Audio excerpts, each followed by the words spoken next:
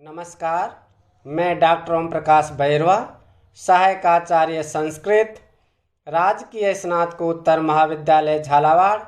आज हम महाकवि माघ द्वारा रचित शिशुपाल वधम महाकाव्य के द्वितीय सर्ग का अध्ययन करेंगे। इस श्लोक में बलराम जी की सुंदरता का वर्णन किया गया है। दध संध्यारुणि व्योम स्फुरतारानुकारिणी द्विषद्वेषोऽपि रक्तांगे संगिनी स्वेद विप्रुष है। दधत संध्या अरुण व्योम स्फुरत तारानुकारिणी द्विषद द्वेष उपरक्त अंग संगनी स्वेद विप्रुष है। संध्या अरुण, संध्या यानी संध्याकालीन या संध्या से, अरुण यानी लाल, व्योम यानी आकाश में, स्फुरत चमकने वाले, तारा गणों का अनुकारिणी अनुकरण करने वाली। संध्या से लाल रंग के आकाश में चमकने वाले सफेद तारा गणों का अनुकरण करने वाली।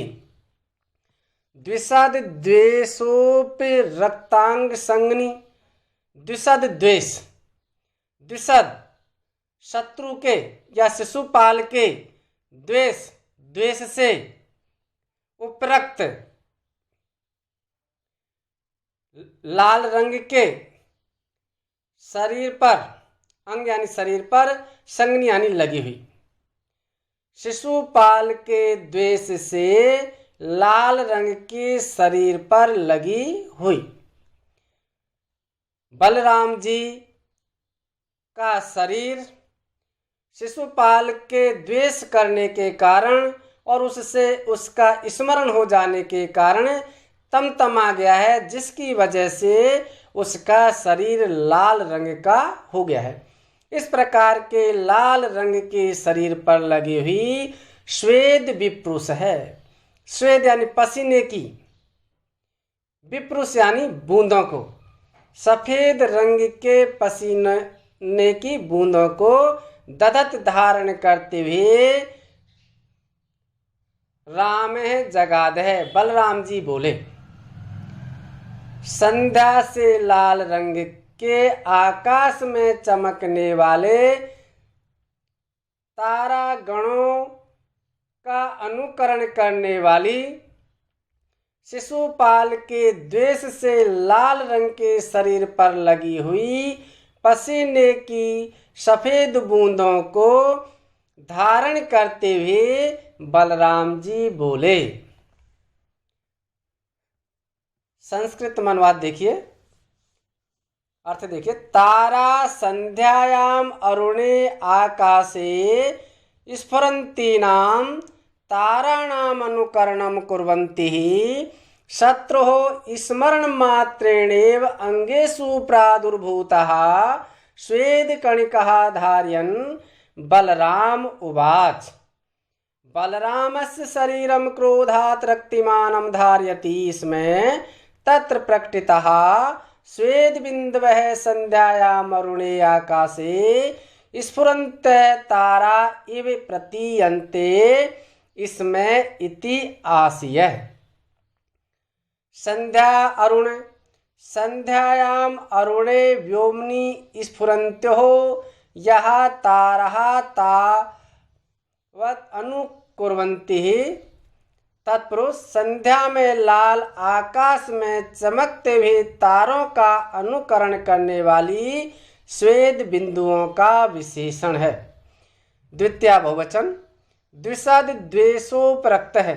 द्विषद शत्रुः द्वेषेण क्रोधेन उपरक्ते अंगे संगनि, शत्रु के द्वेष का स्मरण आने से तमतमाए हुए शरीर पर उभर आने वाली श्वेत विप्रुष का विशेषण।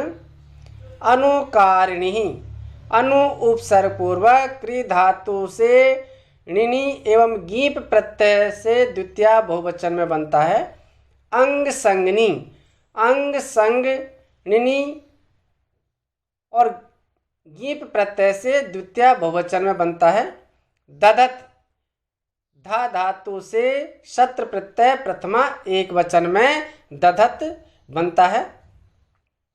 लाल शरीर की संध्या रूप आकाश से और श्वेत बिंदुओं की ताराओं से तुलना करने के कारण उपमा अलंकार है। उपमा के बारे में कालिदास को श्रेष्ठ माना गया है, उपमा कालिदासस्य। लेकिन यहाँ पर माघ भी उपमा में पीछे नहीं है, इसलिए माघ को तीनों गुणों से युक्त माना है। माघे संति त्रयोः गुणः, इसमें अनुष्टुप छंद है। अगले श्लोक में बलराम जी के वस्त्र की सुंदरता का वर्णन किया जा रहा है। प्रोलसत कुंडल प्रोत पद्मराग दलस्तिसा कृष्णोत्तरा संग रुचम विदधच्युत पल्लवीं। प्रोलसत कुंडल प्रोत पद्मराग दल त्विषा कृष्ण उत्तर रसंग रुचम विदधत चौत पल्लवी। प्रोलसतम, उल्लसत यानी चमकीले और प्रयान विशेष रूप से, तो चमकीले, प्रोलसत यानी चमकीले कुंडल, कुंडलों में स्वर्ण में निर्मित जो चमकीले जो कुंडल हैं, उन कुंडलों में प्रोत पद्म राग दल त्विषा, प्रोत यानी जड़े हुए हैं, पद्मराग, पद्मराग कहते हैं, पद्म कहते हैं कमल को और राग कहते हैं लालिमा से युक्त। और पद्मराग जो मणि का भी नाम है, जो कमल की तरह लाल रंग की मणि होती है, उस पद्मराग के जो टुकड़े जो लगे हुए हैं, नगीने जो उसमें लगे हुए हैं, उनकी त्विषा यानी कांति से, जो सोने से बने या स्वर्ण निर्मित जो चमकीले कुंडल हैं, और उन कुंडलों में पद्म राग जो मणि जड़ी हुई है, उन मणियों के टुकड़ों की जो आभा निकल रही है, प्रकाश जो उनमें से निकल रहा है, उनकी कांति से कृष्ण उत्तरा संग रुचम। कृष्ण, कृष्ण के कई अर्थ होते हैं। कृष्ण कन्हैया का भी नाम है, उनके भाई का, बलराम जी के भाई का भी नाम है।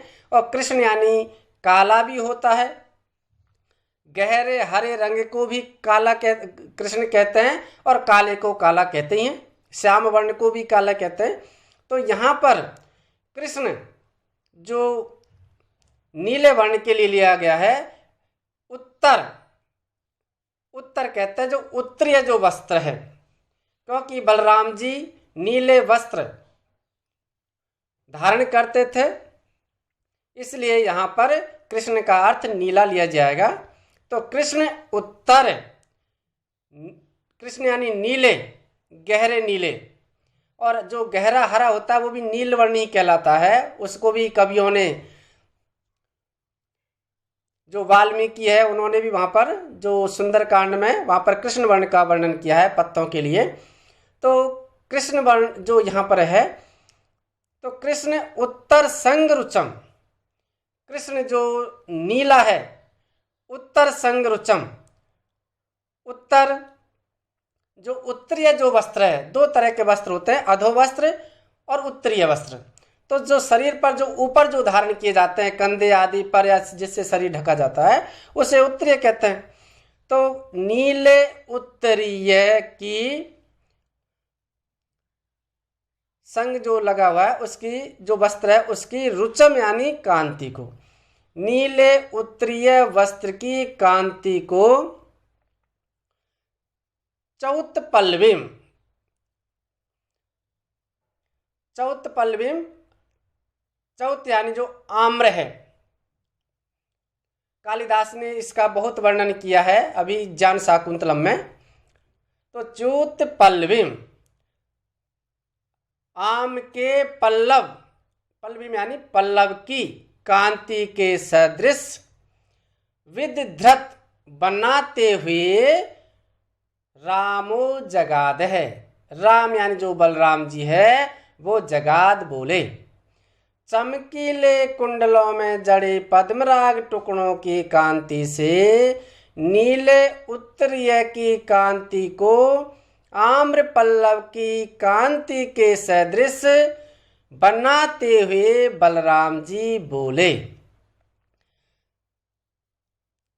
मंत्रणा गृह में जब बलराम जी उपस्थित हुए, सभा में गए थे, उस समय उन्होंने नील वस्त्र, नीलांबर धारण कर रखा था, नीला उत्तरीय वस्त्र उन्होंने धारण कर रखा था।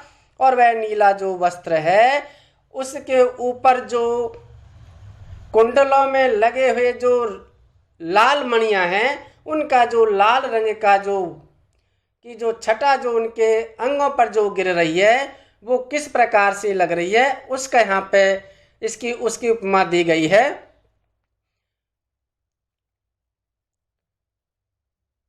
जो उनकी जो आभा गिर रही है वे कृष्ण चौथ पल्लवीम, आम्र पल्लव की कांति के सदृश। आम्र पल्लव, आम का जो पल्लव होता है, कोपल होती है, जब गुठली में से जब आम निकलता, आम का जो पौधा बनता है उसमें जो पत्ते निकलते हैं वे हरे और लालिमा लिए हुए होते हैं। उसी प्रकार से उनके ऊपर जो उन्होंने, या पतझड़ के बाद भी जब आम के पत्ते निकलते हैं, उसकी कोपलें निकलती है, तो भी कुछ हरे कुछ लालिमा लिए हुए रहते हैं। पीपल के पत्ते भी या बरगद के पत्ते भी इसी प्रकार से हरे और कुछ लालिमा लिए हुए रहते हैं। तो यहाँ पर जो कवि है महाकवि माघ, उसने जो बलराम जी ने जो नीलांबर या नीले वर्ण का जो उत्तरीय वस्त्र जो पहन रखा है, उस पर जो चमकीले कुंडलों में जो लाल राग मणि जो लगी हुई है, मणि के जो टुकड़े लगे हुए हैं, उनसे जो लाल रंग की जो प्रकाश निकल रहा है, कांति निकल रही है, उससे उनका जो नीलांबर है, जो नीला उत्तरीय वस्त्र है, वो कुछ नीला और कुछ लालिमा लिए हुए हैं। इस प्रकार से की कांति के सदृश बनाते हुए बलराम जी बोले। यहाँ पर भी वही उपमा अलंकार है। और यहाँ इस जो पद्य है इसमें भी कवि ने कालिदास से कम उपमा नहीं दी है। संस्कृत अर्थ देखिए, कुंडल्योः प्रोतानां प्रोलसतां पद्मराग शकलानां कांत्या स्वनीलोत्तरीयस्य शोभाम् आम्र पल्लवीमयीं विदधत्। बलराम उवाच कृष्ण रक्त मिश्रित वर्णस्य आम्र पल्लवस्य शोभां यादृशी भवति तादृशी तस्योत्तरीयस्य शोभा आसीम इति भावः। प्रोल्लसत् प्रकर्षेण उल्लसतां कुंडल्योः प्रोतानां पद्मरागदलानां त्विषा कांत्याः। तत्पुरुष कानों में पहने गए कुंडलों में जड़े हुए चमकीले पद्मराग मणि के टुकड़ों की कांति से। कृष्णोत्तरा संग रुचम, कृष्णो यह उत्तरा संग तस् रुचम, तत्पुरुष समास। चौथ पल्लवीं चूत पल्लवस्येयं चौथ पल्लवी ताम द्वितीया एक वचन। पद्मराग मणि की कांति से नीले उत्तरीय की शोभा कुछ कुछ लाल काले आम के पत्ते के समान हो रही थी। इस श्लोक में दूसरे की शोभा का दूसरे के साथ योग निरूपित होने के कारण निदर्शना अलंकार है।